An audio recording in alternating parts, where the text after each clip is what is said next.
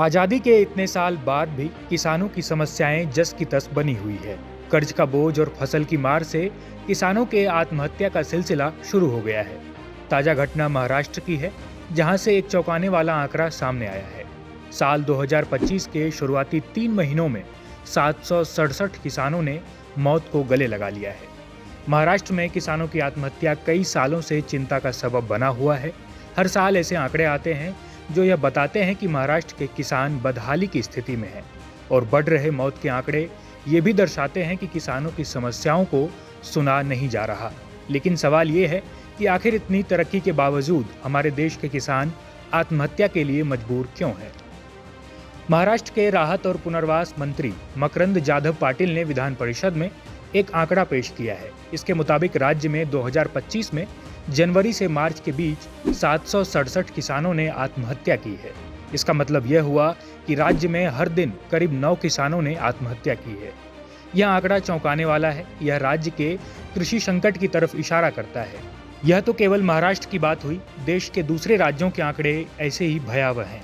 यह आंकड़ा सामने आने के बाद खेती किसानी और किसानों पर कर्ज को लेकर चर्चाएं शुरू हो गई हैं। लोकसभा में विपक्ष के नेता राहुल गांधी ने इस मुद्दे पर केंद्र और राज्य सरकार पर निशाना साधा है। राहुल ने कहा, सोचिए, सिर्फ 3 महीनों में महाराष्ट्र में 767 किसानों ने आत्महत्या कर ली। क्या ये सिर्फ एक आंकड़ा है? नहीं, ये 767 उजड़े हुए घर हैं, 767 परिवार जो कभी नहीं संभल पाएंगे। और सरकार चुप है, बेरुखी से देख रही है।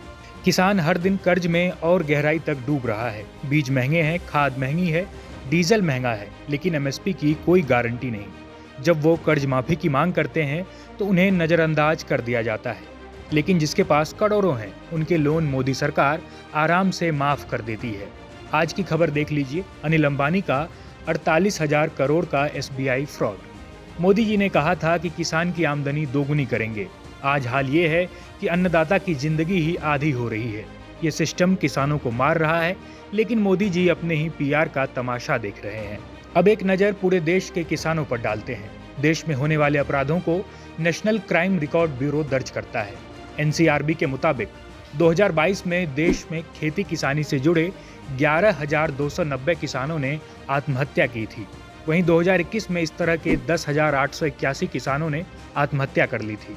यानी कि खेती किसानी से जुड़े लोगों की आत्महत्या इन 2 सालों में 3.75% की दर से बढ़ी है। लेकिन बड़ा सवाल ये है कि इस देश के किसानों की दुर्दशा पर रोक कब लगेगी? आखिर देश के अन्नदाता कब तक कर्ज और महंगाई की मार झेलते रहेंगे? News report, India.com।